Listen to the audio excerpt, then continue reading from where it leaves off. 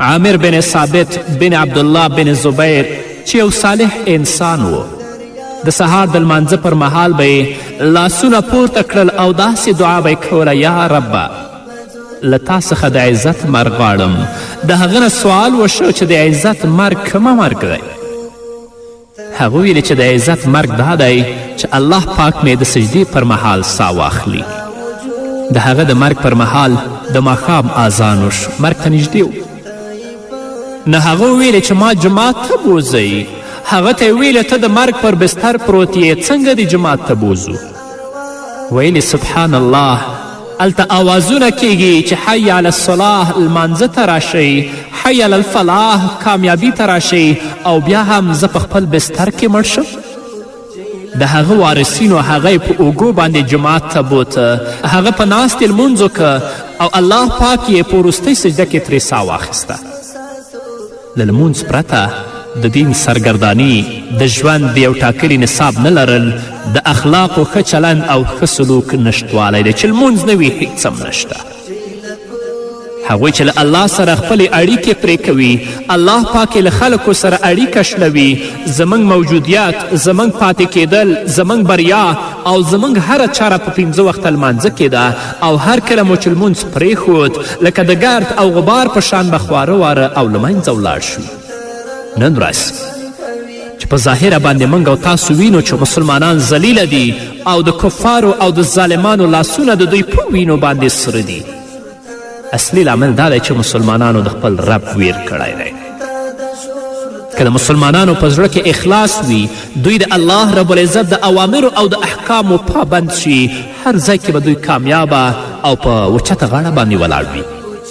رسول الله صلی الله علیه وسلم د احد د غذا تر مخه یو ورځ منبر ته اخوت او د ابو سفیان په ضد د جنگ اعلان وکړ. د مدینې پر وړاندې د هغه تاوتریخوالي، ظلمونه او نورې بدې چارې وغندلې او ویې فرمیل په مدینه کې له هغوی سره جنګیږو او په احد کې له هغوی سره نه جنګیږو. یو 25 کلن ځوان را ولاړ شو او وی ویل: ای د الله رسوله، ما جنت ته له ورداخلېدلو راګرځوي. پر هغه ذات مې د قسم وي چې د هغه پرته بل څوک لایق د عبادت نشته چې زه به جنت ته ننوځم. رسول الله صلی الله علیه وسلم د دغه ځوان په خبرې مسکی شو او وی فرمایل: پر څه شي غواړې چې جنت ته ولاړ شي؟ له کومو صلاحیتونو سره ته جنت ته ځې؟ ځوان وویل: پر 2 ځانګړتیاو غواړم چې جنت ته ورداخل شم. لومړی دا چې د الله او د هغه رسول صلی الله علیه وسلم سره بې ساري مینه لرم، او دویمه دا چې د جنگ په ورځ له ډګره تیښته نه کوم. رسول الله صلی الله علیه وسلم ورته وفرمیل: ان تصدق الله یصدقک. که له الله سره رښتینی اوسې، ستا خبره به الله رښتیا کوي. که رښتیا ووایې، پایله به یې وګورې. جنگ او جګړه پیل شوه، ځوان راغی او په جنگ کې برخه واخیستله. هغه جنت غواړي چې د آسمانونو هومره پراخوالی لري. هغه د مارکیټونو او ځان ته د بنګلو جوړولو لپاره جهاد او جنگ نه کوي، بلکې د الله جنت او د الله رضا غواړي. بالاخره هغه خپل هدف ته ورسید او په غذا کې شهید شو. رسول الله صلی الله علیه وسلم ولیده او له مخې خاورې وڅنډلې او ویې فرمیل: صدقت الله فصدقک الله، صدقت الله فصدقک الله، صدقت الله فصدقک الله. له الله تعالی سره رښتینی وي، هغه هم ستا تصدیق وکړه. له الله سره رښتینی وي، هغه هم د ستا تصدیق وکړه. له الله سره رښتینی وي، هغه هم ستا تصدیق وکړه. د تعجب وړ خبره نه ده که ستاسو له منځ کې داسې یو نیک سړی را پیدا شي او د خالد بن ولید رضی الله تعالی عنه په څیر چې مرګ یې په مبارزې کې غوښته ژوند وکړي. یو رومي خالد بن ولید رضی الله تعالی عنه ته وویلې: ای خالده، که رښتیا هم پر الله داسې باور لري لکه څنګه چې دعوه کوې، بس د زهرو ډکه دغه پیاله وڅکه. ډکه پیاله یې د زهرو په لاس کې ورته نیولې. خالد بن ولید رضی الله تعالی عنه ویلې: بسم الله توکلت علی الله، او ګیلاس یې په سر واړو. بیا یې ویل: الحمدلله، هیڅ هغه ته زیان هم ونه رسید، دا ځکه چې هغه پر الله پوره باور او یقین درلود. هر کله قدرمنو اوریدونکو چې موږ او تاسو همدغه اصل ومنو او د زړه تل ته یې ورښکته کړو بیا نو بریا یوازې له الله تعالی څخه غواړو او بریا هغه وخت زموږ په برخه کیږي چې له الله او له خلکو سره مو اړیکه سمه او ښه کړو. حضرت سعد بن ابي وقاص رضی الله تعالی عنه له 3000 سرتیرو سره قادسیې ته ځي په داسې حال کې چې د فارس د سرتیرو شمیر 280,000 و یعنې 280,000 او د مسلمانانو شمیر 3,000. سعد بن ابي وقاص رضی الله تعالی عنه پاڅېد چې مسلمانانو ته د سهار جمع ورکړي. 3,000 سرتیري هم ورپسې ودرېدل. حضرت سعد بن ابي وقاص رضی الله تعالی عنه رکو ته ولاړ. 3,000 کسان هم په رکو شول. هغه سجدې ته ولاړو. 3,000 کسانو هم سرونه ټیټ کړل او سجدې ته ولاړل. د فارس د سرتیرو مشر رستم چې د سرتیرو دغه نظم او ډسپلین له لرې ساره ګوته په غاښ شو او ویل رسول الله صلی الله علیه وسلم نه یوازې دا چې سپاهیان روزلي دي پر دې سربیره زمري هم ځان ته رام کړي دي. جنگ پیل شو. د فارسیانو قمندان رستم سعد ته وویل غواړم یو سرتیری دې راواستوې چې ورسره وغږیږم. حضرت سعد بن ابي وقاص رضی الله تعالی عنه 30 کلن ځوان ربیع بن معامر ورواستوه.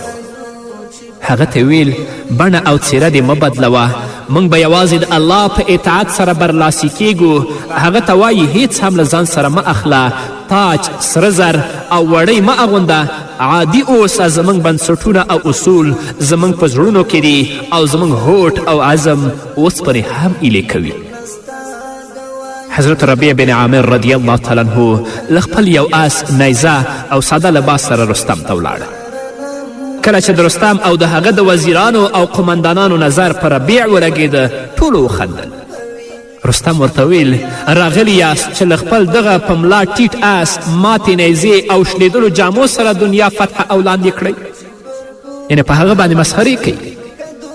ربیع بن عامر ورته څه وایي قسم په الله موږ استولی یو چې بندگان د بندگانو له بندگی څخه د بندگانو د خالق بندگی ته ور وګرځوو.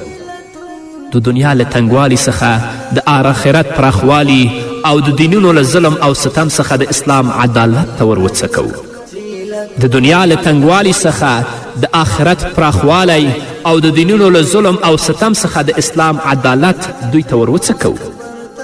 جګړه پیل شو. حضرت سعد بن ابي وقاص رضی الله تعالی عنه وتوانېده چې په 3 ورځو کې دغه ظالم او جابر مات او د هغه سرتیري تس نس کړي. الله رب العزت فرمایي فقطع دابر القوم الذین ظلموا والحمد لله رب العالمین. په دې توګه د هغو خلکو څټه وویستله شوه چې هغوی ظلم کړی و او ثنا او ستاینه ده د الله رب العالمین لپاره چې د هغوی څټه یې وویستله. نو راشئ د الله رب العزت د اوامرو پابند شئ. الله ته رکوع او سجدې وکړئ. که تاسو د الله رب العزت د اوامرو او د احکامو پابند شوئ په هر ډګر کې به د صحابه کرامو رضی الله عنهم په شان کامیابه او سرفرازه اوسئ. او که خدای مکړه موږ په ګناهونو اخته شو په بدبختیو باندې اخته شو نو بیا موږ ناکامه یو. قدرمنو اوریدونکو نو زه تاسو ته د ګناهونو د نه کولو او له ناوړه کارونو څخه د لرېوالي سپارښتنه کوم ځکه ګناه د الله د غضب او د الله د لعنت سبب ګرځي. الله رب العزت د بني اسرائیلو په اړه وایي په سورة مائده کې 14 آیت کې فبما نقضهم میثاقهم لعناهم وجعلنا قلوبهم قاسیة یحرفون الکلم عن مواضعه ونسوا حظا مما ذکروا به. بیا دا د هغو خپله وعده ماتول ول چې د هغې له امله موږ هغوی له خپل رحمت څخه لرې وغورځول او د هغو زړونه مو سخت کړل. اوس د هغو حال دا دی چې الفاظ سرچپه اړوي له یو ډول خبرې نه بل ډول خبره جوړوي. کومه ښوونه چې هغو ته شوې وه د هغو زیاته برخه یې هیره کړې ده. همدارنګه الله په بل ځای کې فرمایي مثل الذین حملوا التورات ثم لم يحملوها كمثل الحمار يحمل اسفارا بئس مثل القوم الذین كذبوا بآیات الله. کوم کسان چې د تورات حامل ګرځول شوي ول خو هغوی دغه پیټی پورته نه که د هغو مثال د هغه خره په څیر دی چې په هغه باندې کتابونه بار کړي شوي وي له دې نه هم ډیر بدتر هغه خلک دي چې د الله تعالی آیتونه دروغ ګڼلي دي.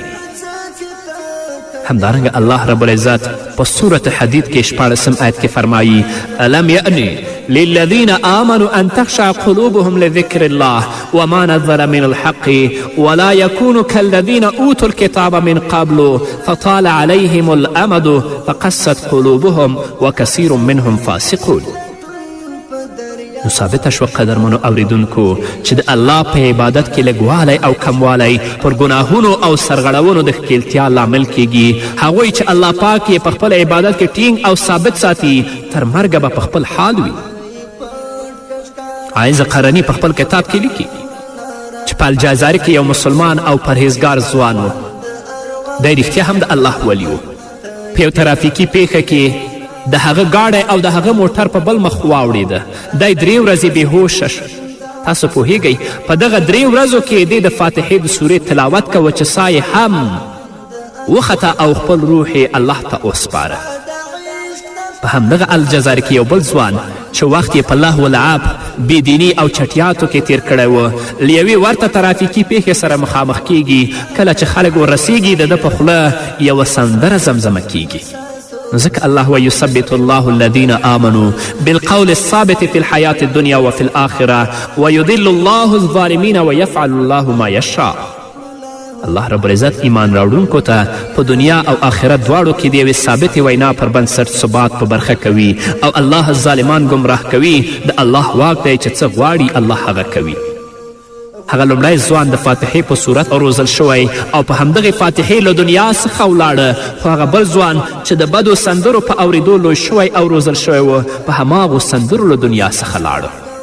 باید بنده له ګناه لاس واخلي او الله ته رجوع وکړي، له هغه وډار شي چې هغه یې په خپل دین ثابت او قایم کړي او سمه لار ورښي. په همدې هیله قدرمن اورېدونکو نور به هم واورو خو د یوې دمې نه وروسته. ستا د مینې لټون په دریاب کلهو چې له کومې راځو چې پر کومې بځو چې له کومې راځو چې پر کومې